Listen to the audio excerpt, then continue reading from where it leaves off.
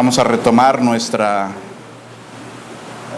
estudio en el libro de Efesios. Estamos ahora en el capítulo 4, aunque ya abarcamos los versículos 1 hasta el 3. Voy a leer nuevamente versículos 1 al 3 y vamos a continuar hasta Efesios 4, 6.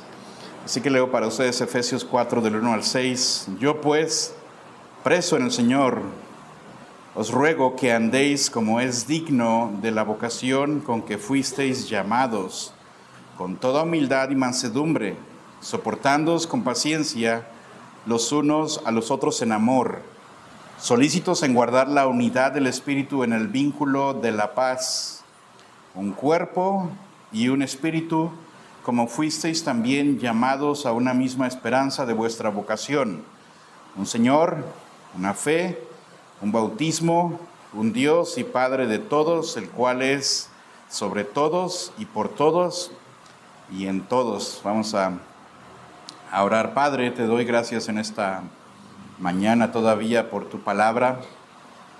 Pido que nos enseñes, que nos ayudes a estar atentos. Reconozco, Dios, que el calor es incómodo, el techo no nos ayuda. Reconozco también que algunos vienen sintiéndose un poco mal, algunos cansados, algunos un poquito aburridos. Cualquiera que sea el caso, ayúdanos, que tu Espíritu Santo nos ayude a estar atentos a tu voz, que nos ayudes a entender esta parte importantísima de la unidad de la iglesia, Dios, que vivamos en congruencia con el llamado que tú nos has hecho. Y Jesús, de nuevo, no por una mera repetición, no por mera rutina, pero de verdad, si alguien ahorita, aquí, no te conoce personalmente, no sabe a dónde va a ir después de morir, que sea solo tu Espíritu Santo trayendo convicción y llevándolos a Cristo el Salvador. Jesús, toda la gloria es para ti solamente. En tu nombre oramos. Amén. Y quisiera hablarles por un ratito sobre el tema los fundamentos de la unidad. Y esa será la primera de dos enseñanzas, los fundamentos de la unidad. En particular, versículos 4, 5 y 6. Versículo 4, puede leerlo conmigo, está aquí en la pantalla, está en su Biblia. Versículo 4, 5 y 6, leámoslos juntos. Dice así: un cuerpo y un espíritu, como fuisteis también llamados a una misma esperanza de vuestra vocación. Un Señor, una fe, un bautismo, un Dios y Padre de todos, el cual es sobre todos y por todos y en todos. En esta pequeña sección tenemos 7 unos: un cuerpo, un espíritu, una esperanza, un Señor, una fe, un bautismo, un Dios y Padre. Efesios capítulo 1, capítulo 2 y capítulo 3, perdón si eso es demasiado repetitivo. Efesios 1 al 3 nos dicen lo que Dios hizo por nosotros y en nosotros. Si usted lee Efesios 1, 2 y 3 con calma, se va a dar cuenta que Dios nos escogió, que Dios nos predestinó para adopción. Y no solamente nos predestinó, pero en su momento nos adoptó, dice Efesios 1:5, como hijos legítimos. También dice Efesios 1 que nos redimió con su propia sangre. También dice la Biblia que nos selló con el Espíritu Santo en Efesios 1:7. También dice que nos resucitó con Cristo y nos sentó en los lugares celestiales con Cristo. También Efesios 2:10 dice que somos hechura suya. Eso significa somos su obra maestra, nos hizo para buenas obras. Efesios 2 dice que siendo extraños, lejanos, hijos de ira, Él nos acercó y nos hizo cercanos por la sangre de Cristo. Nos hizo morada de Dios en el Espíritu, nos hizo familia. Todo lo que Dios hizo por usted y por mí. Pero cuando llegamos al capítulo 4, desde el versículo 1, tenemos la parte práctica del libro. Primero, lo que Dios hizo por nosotros. Segundo, ¿Cómo debemos vivir en respuesta a lo que Dios hizo por nosotros? Primero, doctrina, ahora práctica. Primero, ¿qué hizo Él? Segundo, ¿cómo vivimos nosotros en base a lo que Él hizo en nosotros? Entonces el capítulo 4 comienza diciendo cómo debemos vivir entonces. Si realmente fuimos salvos por gracia, como dice Efesios 2:8, ¿cómo debemos vivir? Efesios 4, 1 al 3, lo vimos en la sesión anterior. El versículo 1 comienza diciendo en el capítulo 4, yo pues preso en el Señor, os ruego que andéis. Y quiero remarcar aquí, eso es un resumen breve de lo que vimos anteriormente. Pablo nos dice, si de veras fuiste escogido, llamado, salvo por gracia, ahora tienes que andar. Y la palabra andar implica caminar, no de vez en cuando, pero es un camino, un estilo de vida. Aquella persona que dice que Cristo ha cambiado su vida no puede tener un encuentro de vez en cuando con el Señor. Tu estilo de vida refleja el cambio que Él hizo en ti. En primera de Pedro dice que el que dice que permanece en Él debe de andar como Él anduvo.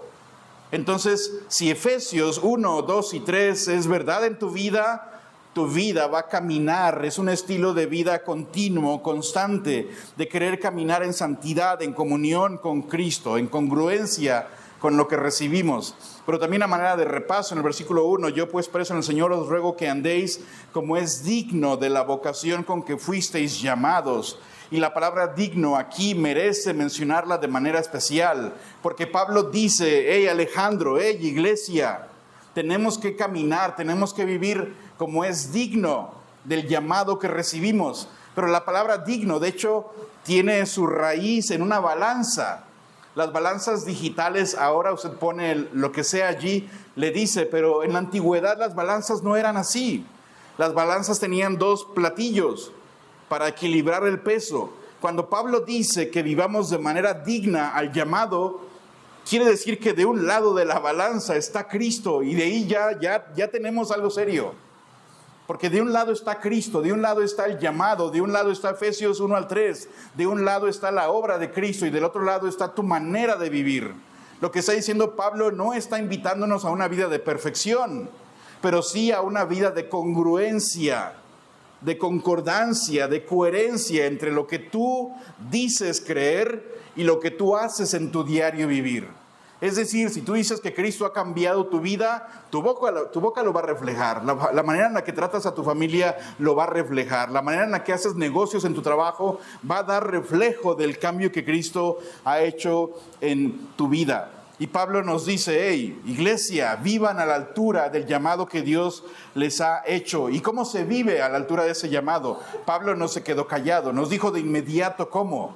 Que vivamos de una manera digna de la vocación de nuestro llamamiento. ¿Cómo? Versículo 2 nos dice, con toda humildad y mansedumbre, soportándonos con paciencia los unos a los otros en amor. Pablo nos dijo, la manera de vivir del cristiano es primero con toda humildad, considerando quién es Dios y quién soy yo. Cuando hablamos de humildad es no tener un concepto elevado de ti. Cuando hablamos de humildad es entender quién es el Señor y quiénes somos nosotros. Y en consecuencia yo pienso de mí de manera baja. Eso no significa necesariamente baja autoestima. Pero entiendo quién es Él, de dónde me rescató Él. Y entonces ahora yo no me siento superior a nadie, más bien me siento en deuda con Él. Pero también Pablo dice con toda humildad, pero también con mansedumbre. Y hablamos de la palabra mansedumbre. La palabra mansedumbre hacía referencia al uso que se le daba a caballos de guerra en particular, caballos muy fuertes, caballos majestuosos, pero bajo control. Se usa todavía de un caballo, este caballo es mansito. ¿A qué nos referimos? ¿A qué es débil? Claro que no. Es un animal grande y muy poderoso, pero mansedumbre es que su fuerza está bajo control, está enfocada, su energía se sabe para dónde ir y cómo ser usada. Cuando hablamos de que el cristiano necesita mansedumbre, es decir, que el cristiano sabe cómo enfrentar las situaciones de la vida y mantener su carácter bajo control. No deja que su ira le domine, no deja que las circunstancias le hagan explotar. Más bien tiene autoridad, tiene poder, pero está controlado. Pero también Pablo decía, con paciencia. Y paciencia no es solamente aguantar. Paciencia es aguantar, pero con la actitud correcta. Uno puede ser paciente y resignarse, ni modo, no puede hacer nada para cambiar las circunstancias. Paciencia tiene que ver con el tiempo, pero aguantar, esperar, pero con la actitud correcta. Pero también Pablo decía en el versículo 2 todavía, soportándonos con paciencia los unos a los otros con amor. La manera de vivir es soportarnos con amor, aguantar, resistir, tolerar las inconformidades de otros, las debilidades de otros, sí, la inmadurez de otros creyentes, pero no aguantarlos de que ni modo, no los puedo cambiar. Ya me tocó sentarme con este hermano, me tocó estar en la misma iglesia con esta persona, ni modo, ¿qué más se le va a hacer? Pablo no dice eso. Dice que nos soportemos, pero con amor, entendiendo una cosa: yo mismo soy difícil para que otros me soporten y me toleren. El Señor mismo ha sido demasiado paciente contigo y conmigo. Fallamos una vez, somos inmaduros constantemente y el Señor no nos desecha.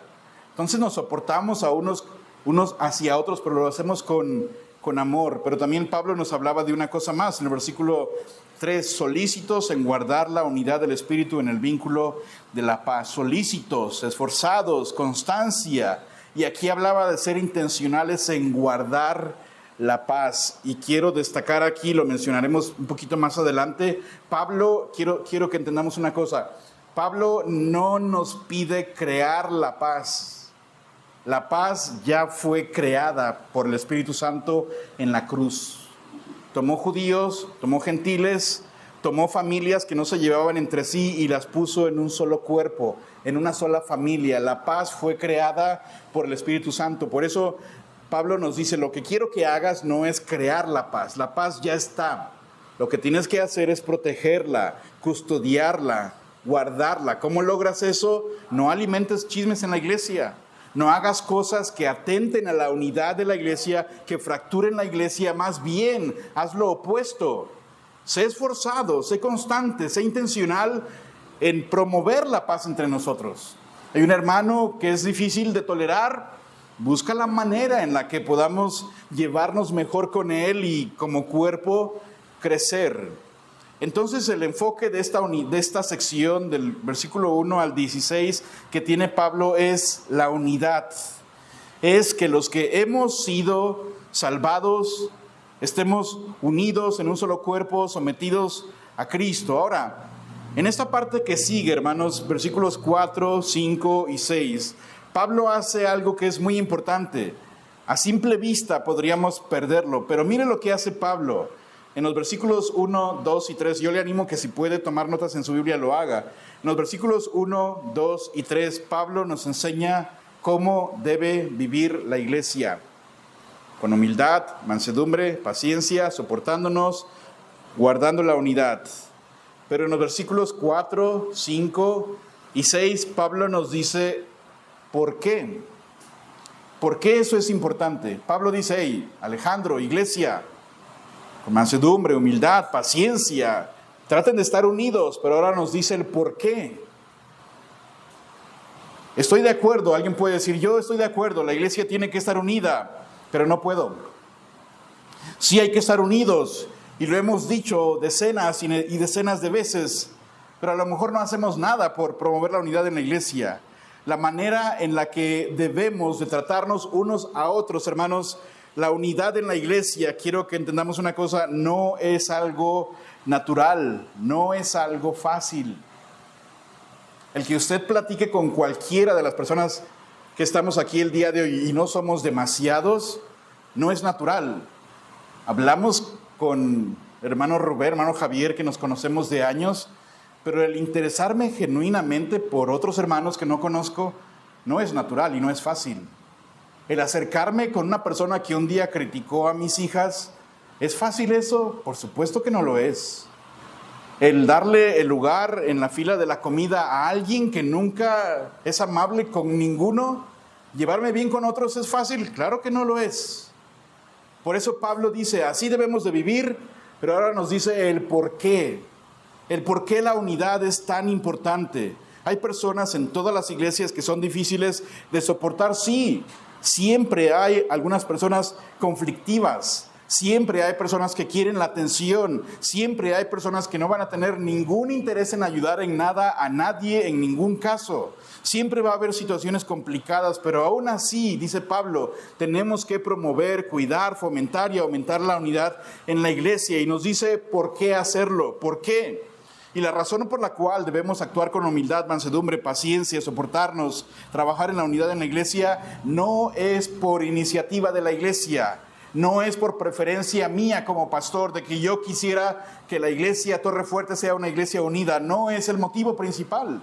Tampoco es porque así son las iglesias bautistas y tampoco es porque así están los decretos de la iglesia y tampoco es por tradición, tampoco porque estamos afiliados a alguien. No es así, es porque la unidad en la iglesia responde a un modelo mucho más grande que nosotros, a Dios mismo. En nuestro pasaje, versículo 4, habla de la obra del Espíritu. Versículo 5 habla de Cristo. Versículo 6 habla del Dios y Padre. Tienes a la Trinidad misma aquí. Nuestro Dios mismo es una unidad perfecta. En Juan 17, 21, Cristo, poco antes de ser crucificado, Él oraba y decía, Padre, que todos sean uno. Como tú y como yo sean unos, oh Padre, tú en mí, yo en ti. Que ellos sean uno también para que el mundo crea que tú me has enviado. Dios mismo, hermanos, la Trinidad es una perfección de unidad.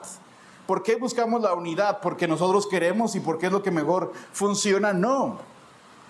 Porque respondemos a un modelo superior y divino. La iglesia no está llamada simplemente a llevarse bien.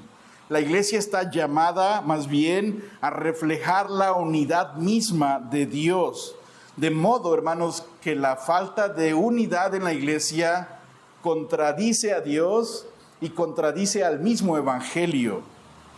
Entonces, el día de hoy me gustaría que veamos los pilares, los fundamentos, las raíces, por qué la iglesia debe de buscar, fomentar, crecer, madurar, procurar la unidad entre ella, por la unidad misma que hay en Dios. Y tenemos 7 pilares: un cuerpo, un espíritu, una esperanza, un Señor, una fe, un bautismo, un Dios y Padre de todos, y todos conectados con la unidad.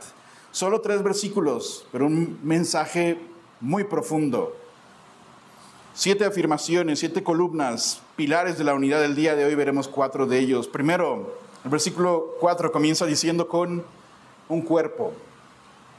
Cuando leemos este pasaje suena como, es muy fácil, ¿no? ¿Por qué detenernos demasiado en algo así? Bueno, Pablo está hablando de la unidad. ¿Por qué debemos estar unidos? Porque somos un cuerpo, primeramente, un solo cuerpo. Y piense por un momento, la imagen que Pablo escogió para hablar de la unidad fue un cuerpo, y no pudo haber sido una mejor ilustración. Pablo pudo haber dicho un solo grupo, pudo haber dicho una sola organización, una sola comunidad, un solo equipo. Pero escogió, guiado por el Espíritu Santo, la palabra cuerpo, y esa palabra lo cambia todo, porque piensa un poco, un equipo de fútbol lo puedes desbaratar y se puede rearmar otra vez, se puede reorganizar otra vez. Una compañía puede fracturarse y un grupo pequeño puede separarse y la compañía aún puede seguir funcionando. Una organización, un gobierno puede fracturarse, puede fusionarse, puede reorganizarse. Un equipo puede dividirse y seguir existiendo. Una comunidad puede regarse y aún así sigue siendo una comunidad. Pero cuando hablamos del cuerpo, el cuerpo es un organismo vivo, no puedes separarlo. No puedes decir, de un lado queremos solo las vísceras, riñones, intestinos, todo corazón, y del otro lado queremos el sistema nervioso. No puedes hacerlo. El cuerpo es un solo organismo, no puedes separarlo. Quitas la cabeza, el cuerpo se muere. Quitas el sistema digestivo, el cuerpo no puede existir. Y cuando Pablo dice, mira, debemos estar unidos, ¿por qué? Porque somos un solo cuerpo. El cuerpo no se puede dividir. Y no es la primera vez que Pablo habla de la iglesia, de la unidad como un solo cuerpo. En el capítulo 1, versículos 22 y 23, dice, y lo dio por cabeza, dice que Dios puso todo bajo los pies de Cristo. Y Dios dio a Cristo por cabeza sobre todas las cosas a la iglesia, la cual es su cuerpo. Es decir, hay una cabeza que es Cristo y la iglesia es el cuerpo. Y Cristo es la plenitud de aquel que lo llena todo en todo.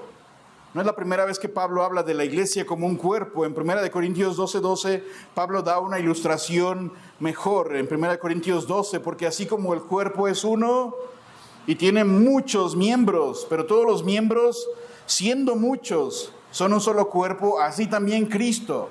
Y lo que Pablo hace en Corintios es algo muy interesante. ¿Ha visto usted esos videitos recientes de las redes sociales en las que el hígado nos pone una regañiza por no tomar agua y enojado nos dice, hey, no hagas esto y no tomes refresco? Y después otro videito del corazón poniéndonos una regañiza por no hacer ejercicio. Y el cerebro también nos pone mal y nos regaña y nos aconseja. ¿Sabe? No es la primera vez que esto pasa. Pablo ya había hecho algo así. En 1 Corintios, Pablo le da voz a los miembros del cuerpo. Y el pie que dice, bueno, porque yo no soy mano, no soy del cuerpo. Y el ojo que le dice al oído, hey, oído, yo no te necesito. La imagen que Pablo presenta en 1 Corintios, de hecho, tiene un poco de humor. Como el ojo diciéndole al oído, hey, tú no eres ojo, tú eres inferior a mí, no te necesito. Y la mano diciéndole, no sé, al apéndice o cualquier otro órgano, tú no sirves para nada, no te necesito, yo soy superior a ti. Pablo hace eso y después la aplicación es que en la iglesia a veces hacemos lo mismo. Pero el punto de Pablo es, todos somos un cuerpo, diferentes funciones sí, pero todos somos necesarios, todos formamos parte de un mismo organismo. Y después 1 Corintios 12:17, mira, si todo el cuerpo fuera ojo, ¿dónde estaría el oído? Y si todo fuera oído, ¿dónde estaría el olfato? Pero la imagen que Pablo presenta allí en Corintios después va escalando porque nos muestra una característica que no se puede perder, y es que el cuerpo tiene una cabeza y esa cabeza es Cristo. En Efesios 1:22 y 23, Efesios 5:23, Colosenses 1:18, Pablo repite una y otra vez, Cristo es la cabeza, la iglesia es su cuerpo. Cuando los miembros dejan de responder a la cabeza, cuando la mano, y hablemos un poquito médicamente, cuando la mano deja de obedecer las órdenes del cerebro, eso es una enfermedad. Y casi siempre es una enfermedad seria, cuando el cuerpo ya no le hace caso a la cabeza. Y es algo grave, en serio. Y el punto de Pablo es tenemos que estar unidos porque somos un solo cuerpo. Y un cuerpo que tiene diferentes funciones, sí. Así como tu cuerpo humano tiene órganos de diferentes colores, diferentes tamaños que sirven para diferentes cosas, pero no puedes simplemente decir, yo no necesito el páncreas, que me lo quiten, yo te lo regalo. No puedes hacer eso. No puedes decir, yo no necesito un pie, con uno es suficiente para mí. O yo no necesito los pulgares de los pies, puedo vivir sin ellos. No puedes hacer eso. Pablo entonces presenta a la iglesia y la unidad porque somos un solo cuerpo y el cuerpo tiene una cabeza y esa cabeza es Cristo. Cuando los miembros del cuerpo de Cristo actúan independientemente de la cabeza, como separados de Él, y cada quien en la iglesia sigue su propio criterio, sigue su propia agenda, sigue sus propias preferencias, el cuerpo se va a enfermar. La unidad en la iglesia, hermanos, se ve dañada no porque las personas sean malas. Y quiero decir esto con mucho amor y cariño para todos. La unidad en la iglesia se ve fracturada no porque algunos de ustedes sean difíciles de soportar y no porque el pastor sea demasiado serio y a lo mejor pueda ser un poco enojón. Ese no es el problema. El problema es que dejamos de mirar a la cabeza, que es Cristo, y nos empezamos a enfocar en nosotros mismos. Los problemas que usted y yo tenemos con llevarnos bien con otros hermanos no es por la comida, No es porque a unos se les da oportunidad y a otros no se les da oportunidad. No es porque uno es de este apellido y uno ha hecho cosas que no están incorrectas. El problema por el cual la unidad se ve fracturada es porque el cuerpo empieza a enfocarse en sí mismo en lugar de mirar a la cabeza, que es Cristo. Martin Lloyd-Jones decía que el problema de la iglesia es en cada generación. No es la falta de actividad, sino la falta de conexión con la cabeza. Un cuerpo muy activo que no responde a la cabeza no está sano, está en convulsión. Eso implica, hermanos, si somos un solo cuerpo, dice Pablo, vivamos a la altura del llamado. ¿Por qué?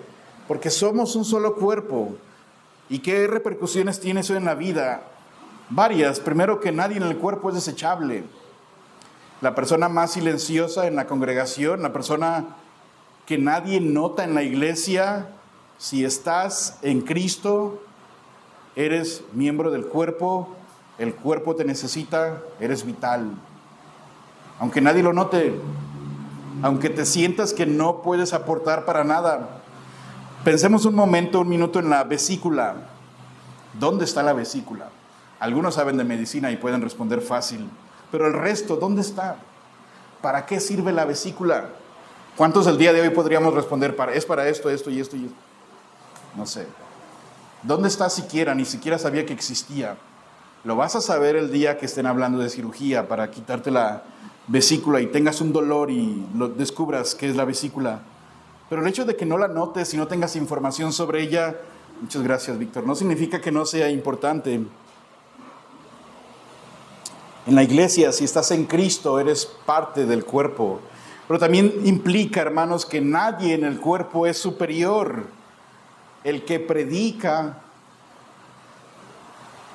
es parte del mismo cuerpo, así como el que hace el aseo. El que se para detrás de un púlpito y tiene 20 años en la iglesia es tan parte del cuerpo como el que llegó a los pies de Cristo hace 2 semanas y no sabe dónde está el libro de Hebreos. Nadie es superior a otros. El corazón es importante, pero no es más importante que los pulmones. No puedes decir, bueno, ¿a quién escoges? En el cuerpo no se puede hacer eso. Son diferentes, pero ambos son esenciales. Pero también implica, hermanos, en la unidad, si somos un solo cuerpo, implica que lo que le pasa a uno le importa a todos. Pablo dice en 1 Corintios 12:26, de manera que si un miembro padece, se duele, todos los demás miembros se duelen con él. Y si un miembro recibe honra, todos los demás miembros también se gozan con él. La indiferencia, entonces, hermanos, la indiferencia ante el sufrimiento de un hermano en la iglesia no solamente es falta de compasión, es algo mayor que eso. Es un problema de disfunción en el cuerpo. Imagínese usted al ojo diciéndole al pie, sé que está sangrando y sé que tienes una herida, pero el ojo diciendo, no es mi problema. Eso es antinatural. En un cuerpo sano eso es imposible. Imagínese usted a los ojos viendo el fuego y diciendo, a mí no me importa si te quemas, mientras yo no me afecte. Si los pies se queman, eso no es mi problema. Eso es ilógico, es antinatural. Entonces el hecho de que Pablo está hablando de la unidad y dice que somos un solo cuerpo, nuestra indiferencia hacia otros hermanos no solamente es un problema personal, es mucho mayor que eso. Es un cuerpo que no funciona bien. Pero también implica, hermanos, que la división en la iglesia no es solamente un problema entre hermanos, es una contradicción al diseño de Dios. Cuando 2 hermanos se atacan, el cuerpo se está destruyendo a sí mismo. Eso tiene un nombre en la medicina, es una enfermedad autoinmune.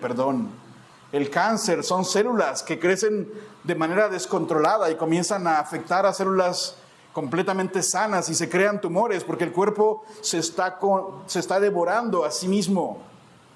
Y eso es algo malo.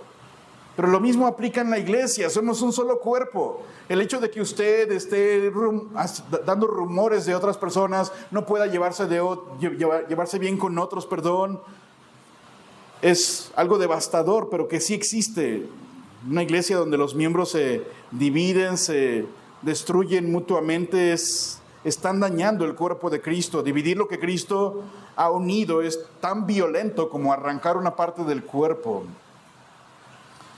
Y de nuevo regresamos a Juan 17. Cristo, antes de ser crucificado, dijo: Padre, que todos sean unos, como tú, Padre, en mí, yo en ti, que también ellos sean uno en nosotros, para que el mundo crea que tú me has enviado. La unidad del cuerpo, hermanos, no solamente es para el beneficio de la iglesia. Somos un cuerpo y la unidad no solamente nos beneficia, pero es testimonio a la gente de afuera, que ven que cómo es posible que dos familias que no se podían llevar bien están allí ahora unidos como hermanos y se tratan con amor unos hacia otros. El mundo puede ver esto y es evidencia de que algo sobrenatural sucedió en ellos, porque ¿cómo pueden ahora llevarse bien? Dos familias que antes se peleaban, ahora el Evangelio los reconcilió. Por eso decía Cristo, que sean uno para que el mundo vea y crea que tú me has enviado. Pero pasa lo contrario con una iglesia fragmentada. Imagínense qué pasaría con nuestros vecinos si ven que aquí afuera estamos peleándonos entre usted y yo, que estamos criticándonos, que tenemos envidia por cualquier cosa. El mundo, hasta el más ateo que no sabe nada de teología, puede ver qué gente tan más hipócrita. Hablan de amor, pero están constantemente peleándose. Un solo cuerpo, muchos miembros, funciones distintas, dones diferentes, historias diferentes, temperamentos diferentes, pero un solo organismo vivo bajo una cabeza que es Cristo. Eso es lo que somos, no lo que queremos ser. Ya lo somos en Cristo. Y Pablo dice: iglesia, vivan en congruencia con eso, son un solo cuerpo. Cuídense los unos a los otros, preocúpense los unos por los otros. ¿Qué más dice Pablo? Un cuerpo, pero también dice y un espíritu. Hay un solo cuerpo, pero Pablo ahora agrega la razón por la cual un solo cuerpo es posible. ¿Cómo es posible una sola familia, un solo cuerpo? Por un solo espíritu. Un cuerpo necesita vida, un cuerpo necesita algo que lo anime, que lo una, que lo sostenga, y eso es el Espíritu Santo. Y lo que mantiene a la iglesia viva y unida, hermanos, no es una tradición, no es una afiliación, no es el carisma de un líder humano, es el Espíritu de Dios que habita en cada uno de nosotros como creyentes y nos hizo parte de un solo cuerpo. Agarró personas completamente distintas y nos hizo un solo cuerpo. De hecho, hermanos, si la unidad en la iglesia depende de la carisma de un hombre, tenemos problemas muy severos. Si la unidad en la iglesia depende de programas que la iglesia tenga, tenemos problemas. Si la unidad en la iglesia depende de 2 o 3 hermanos que hablan con mucha carisma, o depende de que, no sé, haya un edificio bonito y por eso la iglesia permanece unida, o por tradiciones que se han seguido por años, si esa es la razón por la cual la iglesia está unida, tenemos problemas severos. La unidad en la iglesia debe de ser creada por un mismo espíritu, porque Él nos hizo nacer de nuevo, nos puso en un mismo cuerpo. El Espíritu Santo fue quien formó el cuerpo. En Efesios 2:18, porque por medio de Él, los unos y los otros tenemos entrada por un mismo Espíritu al Padre. ¿Qué está diciendo Pablo? Usted y yo, unos y los otros, tanto judíos como gentiles, tenemos acceso al Padre. ¿Y cómo conseguimos ese acceso? Fue por un mismo Espíritu que abrió nuestro entendimiento y nos llevó a Cristo. La unidad entonces del cuerpo es el resultado del Espíritu Santo viviendo en judíos, gentiles y gente de cualquier lugar. En Efesios 1, versículos 13 y 14, en Él también vosotros, habiendo oído la palabra de verdad del Evangelio de vuestra salvación y habiendo creído en Él, fuisteis sellados con el Espíritu Santo de la promesa. En el momento en el que alguien creyó de manera genuina, el Espíritu Santo lo selló, lo marcó, lo habitó y lo incorporó al cuerpo. Eso es muy importante, porque el Espíritu Santo que vive en Gabriel es el mismo que vive en Eduardo, y el mismo que vive en la hermana Zoraida y en la hermana Carmen. No hay un espíritu premium, una versión especial para los más maduros, y no hay una versión del Espíritu Santo básica para los recién llegados.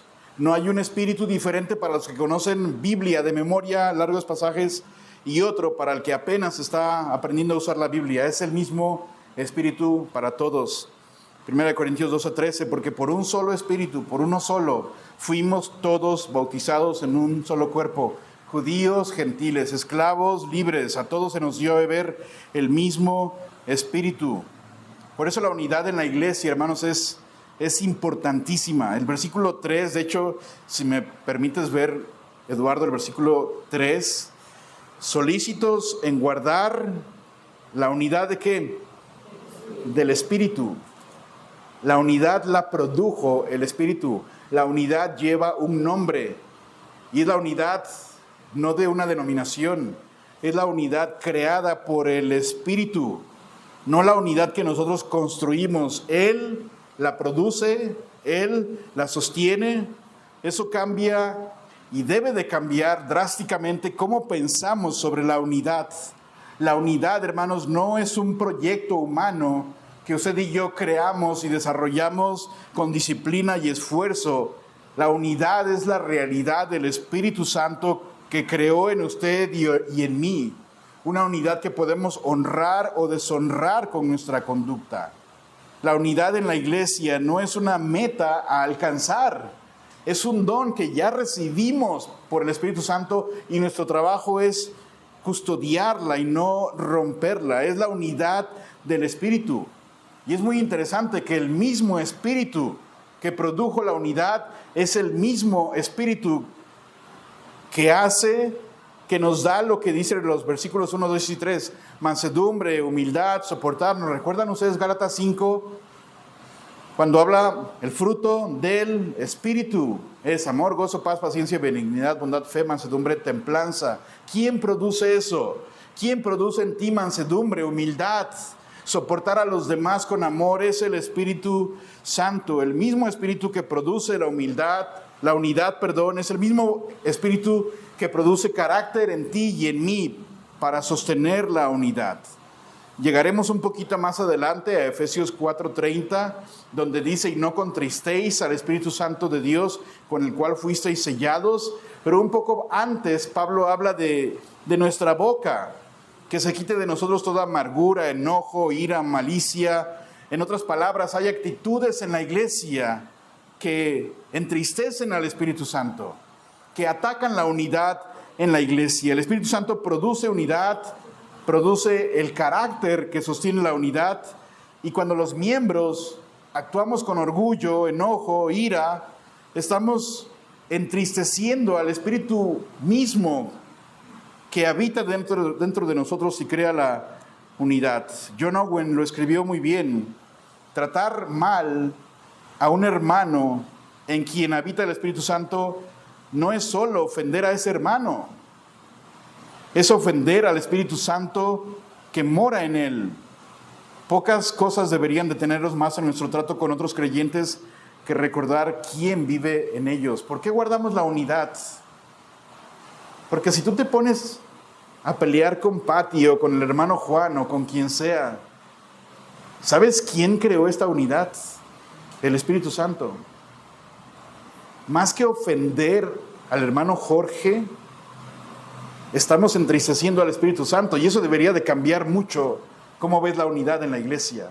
Es más que solamente hacerle una cara mala a un niño de la iglesia, a uno de los muchachos que no entienden. Es el Espíritu Santo que creó la unidad, nos dio el carácter para seguir unidos, y le entristece todo aquello que ataca la unidad. Debería de cambiar mucho cuando pienses en criticar o en chismear o difundir algún rumor sobre la iglesia o otros hermanos en la iglesia, que pensemos en la obra del Espíritu Santo. Ahora, no estoy diciendo que no debemos de reprender pecado, eso no cambia, pero me refiero cuando hablamos gobernados por nuestra carne. Pero también dice Pablo, no solamente un cuerpo, un espíritu, como también fuisteis llamados a una misma esperanza de vuestra vocación. Hablamos de una misma esperanza de vuestra vocación, un cuerpo, un espíritu, una esperanza. La palabra esperanza en español, por lo menos en México, cuando hablamos de la palabra esperanza, tiene un saborcito como que hay un poquito de duda.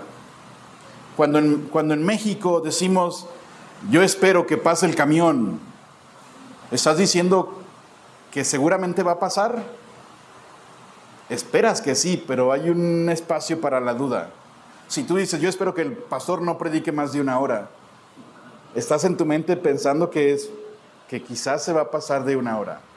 Cuando tú dices, espero no reprobar, ese espero deja un espacio como que puede ser que no pase. Cuando la Biblia habla de esperanza, nunca deja lugar a dudas. En la Biblia, esperanza es algo seguro, algo absoluto, algo sólido y firme. Y cuando Pablo dice que tenemos una misma esperanza, por esa esperanza fuimos llamados, está hablando de algo completamente certero, es la confianza anclada en lo que Dios ha prometido y Dios garantizó que va a hacer. Es decir, que Él prometió que somos suyos, Él prometió salvarnos de la muerte, Él prometió que no hay más condenación para nosotros, Él prometió que si creemos en Él tenemos vida eterna, tenemos la esperanza, pero seguridad absoluta de que Él va a cumplir sus promesas, la seguridad de que sus promesas son tan ciertas como lo es Él mismo. El llamado que nos unió, el llamado que nos hizo, que nos puso en un solo cuerpo, el mismo espíritu que nos selló, garantiza nuestro destino. ¿Y qué tiene que ver esto con la unidad? Que todos marchamos hacia el mismo destino. Si el día de hoy tuviéramos la oportunidad de platicar más y respondiéramos estas 2 preguntas. Primero, ¿a dónde vas a ir después de morir? Y segundo, ¿qué ha pasado con tus pecados? ¿Qué ha hecho Dios con tus pecados? Yo espero y confío que todos aquí tendríamos la misma respuesta. Que si tuviéramos el día de hoy que responder, ¿qué va a pasar contigo, Alejandro Galaviz, en el momento que mueras? ¿Qué va a pasar al siguiente segundo? Yo espero que todos tendríamos la misma respuesta. Yo espero que si el día de hoy tuviéramos que responder cuál es nuestra posición actual delante de Cristo, yo creo que todos responderíamos lo mismo. Y es lo que está diciendo Pablo. Todos tenemos la misma esperanza. Vamos caminando por el mismo camino hacia el mismo destino. Vamos todos hombro a hombro hacia lo mismo. Cristo nuestro Salvador. Hemos sido perdonados, justificados, redimidos. Tenemos la seguridad eterna de la vida eterna. Estamos seguros en Él, no hay más condenación. Entonces, lo que Pablo está diciendo, tenemos una misma esperanza, fuimos llamados, vamos hacia el mismo destino. Antes no teníamos esperanza, dice Efesios 2:12. Vivíamos como los gentiles sin ninguna esperanza, pero ahora hemos recibido vida eterna, vida nueva. El Evangelio cambió todo, una esperanza ahora que tenemos todos en común. Y aquí está, ¿y cómo se relaciona esto con la unidad en la iglesia? Que cuando 2 personas saben que van al mismo destino eterno, las diferencias que pueda haber en el camino ya no importan demasiado. Cuando 2 personas entienden, vamos a ir a donde mismo, vamos en el mismo camino, el mismo Salvador, el mismo destino, entonces lo que pueda pasar aquí entre nosotros mientras llegamos a nuestro destino final, todo lo que pase aquí entonces es temporal, no debes darle tanta importancia como lo hacemos muy seguido. Carlos Spurgeon lo dijo muy bien, dijo muy acertado. Carlos Spurgeon decía, es muy difícil mantener una pelea con alguien con quien vas a pasar la eternidad. ¿Cuál es el punto de Pablo? ¿Por qué guardamos la unidad? Hermanos, vamos a donde mismo. Hermanos, el cielo es nuestro destino final. Nuestros pecados han sido eliminados por la sangre de Cristo. Cristo es el camino, la verdad y la vida, y allí, puestos los ojos de Jesús, el destino es el mismo. ¿Por qué pelearnos por cosas sin sentido? Si vamos hacia el mismo camino, las cosas de este mundo, entonces temporales, no vale la pena distanciarnos por algo que se podía resolver. Y si no se podía resolver, hay cosas eternas que importan más que las cosas terrenales. Si voy a estar con este hermano para siempre en la gloria, ¿vale la pena un conflicto que nos va a distanciar? Romanos 8:18, tengo por cierto que las aflicciones del tiempo presente no se comparan con la gloria venidera. Bueno, aplica igual a las relaciones con otras personas. Lo que viene adelante, vamos a estar juntos, usted y yo, con el Señor por toda la eternidad. ¿Vale la pena pelearnos con cosas terrenales? ¿Vale la pena distanciarnos por cosas cotidianas de este mundo? Una congregación que tiene clara su esperanza puede atravesar tiempos difíciles sin romperse, porque sabe que hay cosas de mucho más valor en la eternidad. Y uno más, y vamos a detenernos aquí. Un cuerpo, un espíritu, como también fuisteis llamado a una misma esperanza de vuestra vocación. Y versículo 5, un Señor. De los 7 pilares o fundamentos, este es el más profundo en implicaciones para la vida, porque toda la vida del ser humano se trata de quién manda. Todo el ser humano se trata de una competencia por quién gobierna tu vida, quién dice qué se tiene que hacer, a quién obedezco, quién tiene la última palabra sobre mi vida. Y Pablo lo dice con toda claridad y de manera directa: un Señor. Y si hay un Señor, hay uno solo a quien hay que obedecer. Un solo Señor. ¿Quién manda sobre tu vida? Pablo dice: un Señor. ¿Quién manda en la iglesia? Hay un Señor nada más.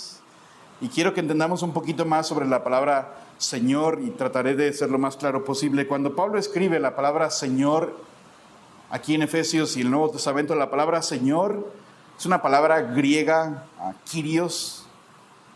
En el Nuevo Testamento, las personas judías entendían rápido lo que significaba la palabra Señor, pero también el mundo grecorromano lo entendía rápido.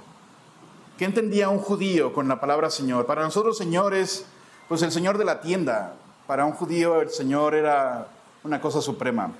Para un judío la palabra Señor, Kyrios, era la misma palabra que el Antiguo Testamento usaba para el nombre Yahweh, Jehová, Adonai, el Señor, el Creador, el soberano de todo. Cuando los primeros creyentes judíos decían: Jesús es el Señor, ¿sabes lo que estaban diciendo? Jesús es la encarnación de Dios. Jesús es el dueño, el creador, el gobernador, el soberano. Jesús es Yahweh encarnado. Pero para el lector grecorromano, la palabra Kyrios se le atribuía al emperador romano, al César. Para ellos el Señor era el gobernador romano ante quien todos tenían que inclinarse. Para los griegos, el César era Señor. Entonces, escuchar a alguien decir Jesús es Señor era algo muy peligroso en el Imperio Romano. ¿Quién es el Señor? Si alguien decía Jesús, estabas prácticamente condenando tu cabeza. Por eso Pablo dice que quien confiesa a Cristo como Señor será salvo. No es solamente decir, Jesús es el Señor. Estás diciendo, el César no es el Señor. Él no merece la adoración. Jesucristo es Dios encarnado y solamente Él lo merece todo. Él es el Señor, aunque me cueste la vida. Está demostrando una fe real. Pero cuando Pablo dice, hay un solo Señor, esta palabra no es para nada ligera. Está diciendo Pablo, hay una autoridad suprema, hay una autoridad absoluta, hay una autoridad exclusiva, y esta autoridad es solamente uno, y ese es Cristo. Y eso implica, hermanos, para la iglesia, en Filipenses 2, 9 al 11, Dios mismo también le exaltó hasta lo sumo a Cristo. Le dio un nombre que es sobre todo nombre, para que el nombre de Jesús se doble toda rodilla y toda lengua confiese que Jesucristo es el Señor. La iglesia voluntariamente confiesa a Cristo, pero el mundo un día, el universo, lo confesará a Él como Señor. ¿Pero qué implica esto para la iglesia, hermanos? Implica que hay un solo Señor y todos nosotros debajo de Él somos iguales. Si hay un solo Señor, hay un solo amo, hay un solo gobernador, y todos los demás somos sus siervos. ¿Quién de los que estamos aquí es mejor esclavo que otros? Hay un solo Señor, implica que Él es dueño de todos. que ninguno de nosotros es superior a otros. Nadie puede llegar a un orgullo espiritual y decir, yo soy mejor que tú, yo tengo más años en la iglesia, yo tengo mejor reputación, yo he madurado más. Más bien, aquel que madura más entiende que todavía le falta mucho más por recorrer en la vida cristiana. El hecho de que hay un solo Señor nivela todo el orgullo espiritual. En un trabajo, no sé si usted ha estado en esa circunstancia, pero cuando presentan al director, él es el director. Si tienes cualquier pregunta, es él. Ya no estás pensando en tus otros compañeros, a ver quién manda más. Ya establecieron a uno que es Señor.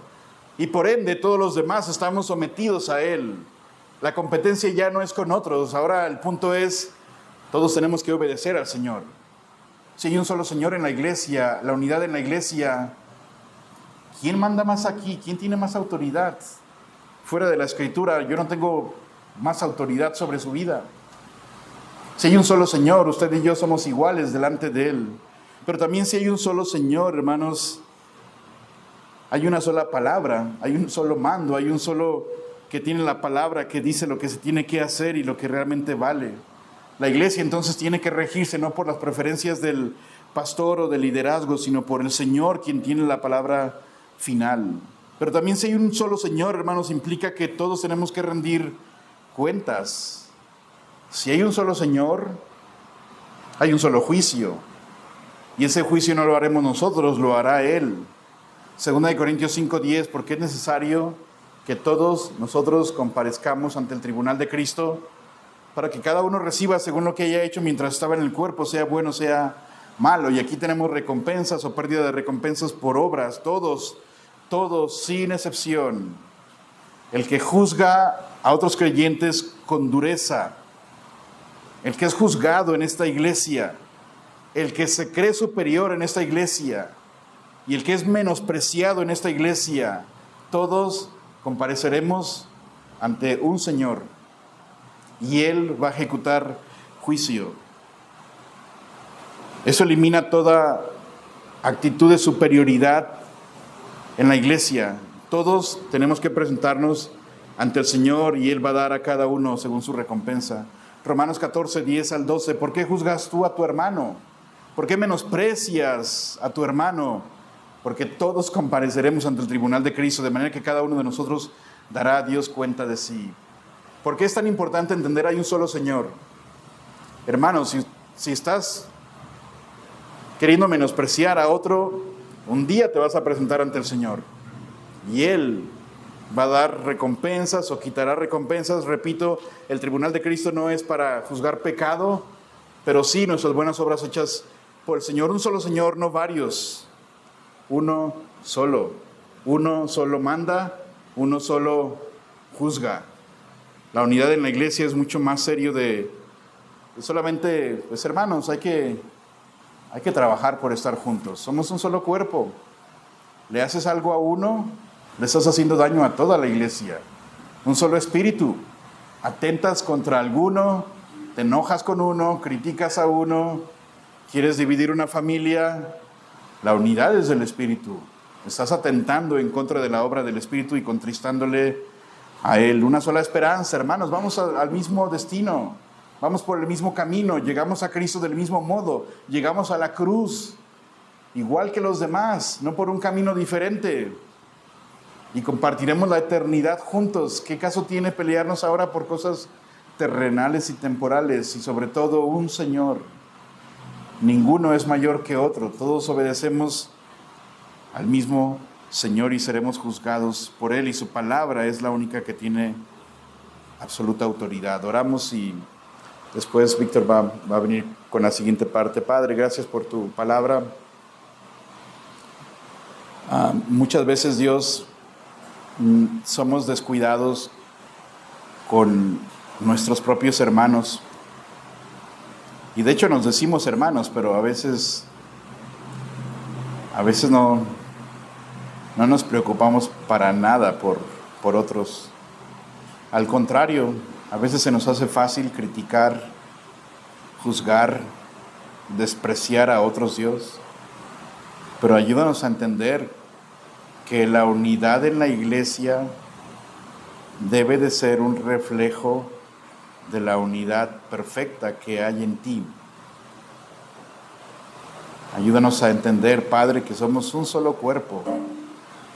Uno se daña, nos afecta a todos. Si uno va bien, le apoyamos, le ayudamos, le aconsejamos, le animamos, eso causa bien a todo el cuerpo. Ayúdanos a entender que es un mismo espíritu en todos. Tu Espíritu Santo nos llevó al Calvario, nos dio vida eterna. El mismo espíritu que habita en todos aquellos que hemos sido salvados por ti. Menospreciar a otros es menospreciar la unidad de tu espíritu. Ayúdanos a entender que también compartimos una misma esperanza, un mismo destino, un mismo camino, un mismo medio de salvación. Nadie llegó de otra manera a Cristo, sino a través del Calvario. Y estaremos juntos eternamente, así que ayúdanos a enfocarnos en eso y no pelearnos, no distanciarnos por cosas triviales, Dios. También ayúdanos a entender que tenemos un solo Señor, un solo amo, un solo gobernador, un solo jefe. Ninguno de nosotros es jefe, ninguno de nosotros es manager o es superior a los demás. Y ninguna palabra vale tanto como la tuya, Dios. Tú eres el único Señor. Pero también si tenemos un solo Señor, Dios, pues tenemos que dar cuentas y ayúdanos a tener ese temor reverente por tu iglesia, por tu esposa, cuidarla, amarla, trabajar en su unidad, Padre. Ayúdanos, por favor. Te pedimos esto en el nombre de Jesús. Amén. Amén.